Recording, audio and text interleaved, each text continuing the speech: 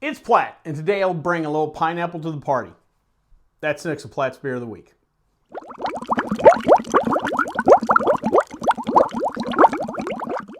So today we're continuing on our little tour through variety pack. This particular variety pack is the Hazy Daze Patio Pack. Comes first from the fine folks at Hop Valley. It's basically a variety pack of their different hazy IPAs.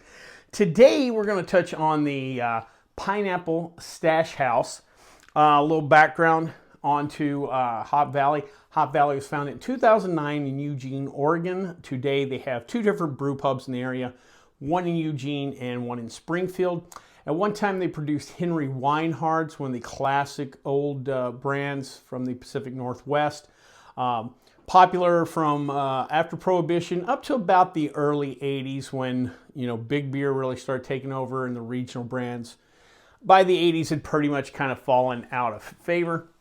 Henry Weinhard himself was a German immigrant that moved to the U.S., eventually worked his way out west, and in 1856 he opened the first West Coast brewery in Portland. In some form or variation, the brewery kind of survived, including its physical location in Portland, all the way up until 1999 when Molson Coors purchased the brand, or that iteration of Molson Coors, I must say. Purchased the brand. They end up later on sending it to be contract brewed, including Hop Valley itself. Unfortunately, the brand died out in 2021 during the pandemic. I remember at the time talking to a Miller distributor or employee of the Miller distributor out here, and at the time they were also not producing hams. And he was explaining to me that during the pandemic, the supply chain broke down, and that Miller Coors here in the U.S., but Molson Coors internationally, had to make some decisions on some brands because they needed to utilize all resources for Miller and Coors and the bigger brands. And so Henry Weinhard was one of those that passed away as far as a brand goes. However, they still produce Henry Weinhard sodas. They have a line of different flavored sodas: root beer, vanilla cream, orange creamsicle, just to name a few. So at least the names kind of carried on, which is kind of cool. Speaking of Molson Coors, they came in 2016 themselves and purchased Hop Valley. Hop Valley, because that's no longer served craft. They are part of something called 10th and Blake, which is Molson Coors' craft arm, but it's also their import arm, something similar to what Anheuser-Busch does with the Brewers Alliance. You kind of spin off a company that doesn't look so corporate and you put those brands in there.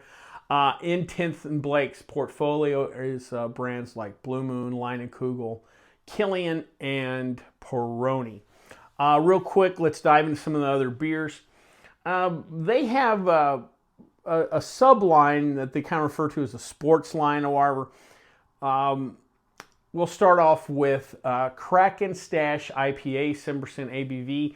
This is the official craft beer of the Seattle Kraken, which is an NHL expansion team. I think this is their second or third season in Seattle. For those of you that don't know what a Kraken is, it's a mythical sea monster that was some kind of a giant octopus / sea monster, very popular in pirate lore.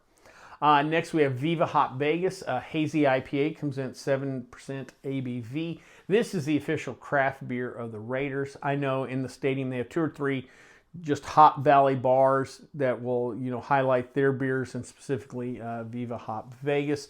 Also, you can find it, I know here in town in a lot of the bars you can find it here. Next is something called Swingin' Haze, 7% ABV. Now, nowhere on the can does it claim any official relationship or anything with the Oakland A's, or Oakland, soon to be Las Vegas A's, I should say. But it's in their color. It's in a baseball motif. It implies that. So I don't know if they had a contract with them at one time or not, or if they're waiting for them to come to Vegas or not. But there is some kind of applied Oakland A's thing with this beer. And another beer of theirs, I don't remember the name, but had a similar color to the Mariners, but I don't know, again, if their relationship, is working or not, or, just kind of the colors, but they never got it official. Well, before we try this particular beer, though, let's check out the stats.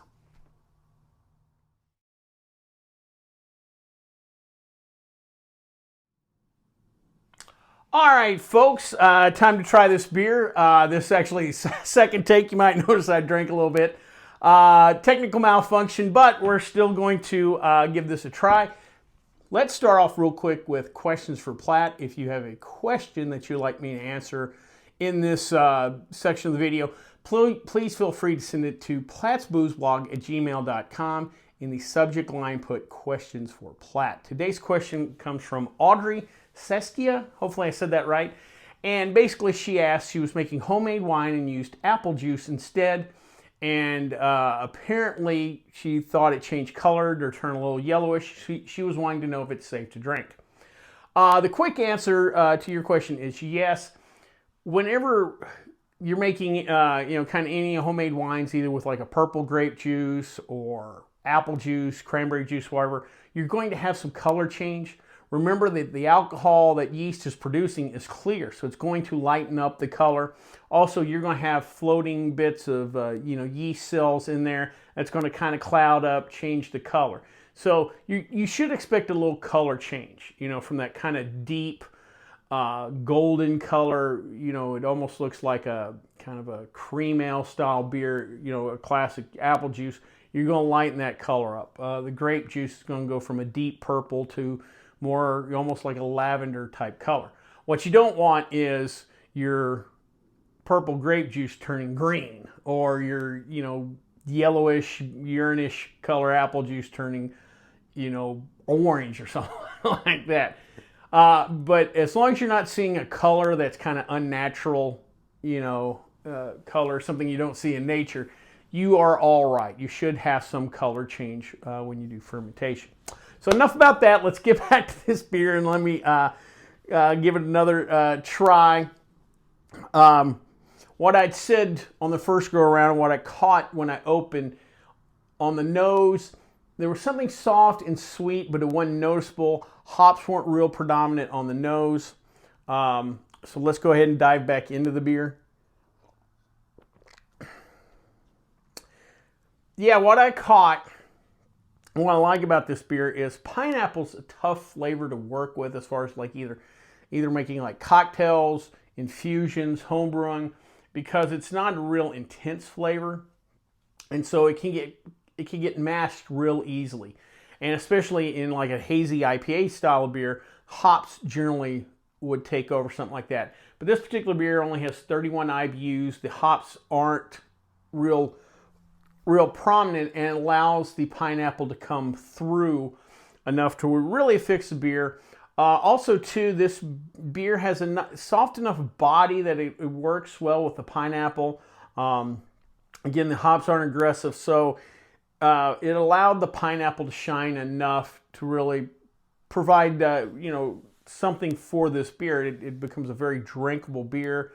6.7% ABV. It's not necessarily a session style beer, but it goes down easy enough where you could catch yourself, having 2 or 3 of these. So be careful on that end. But compared to the Stash Panda we tried in the previous episode, this is a more drinkable beer. Like I said, the pineapple works on this. Just really nice brew. Something I could see drinking on like a late summer, early fall kind of day. Really nice little beer here. Well, I hope you liked this video. If you did, please subscribe down below. Also, please like the video because it lets YouTube know we're putting out good content. If you have any questions, comments, concerns, or beers that you'd like me to try, please leave them in the comment section, or you can always contact me on the Twitter page. Till next time, bottoms up.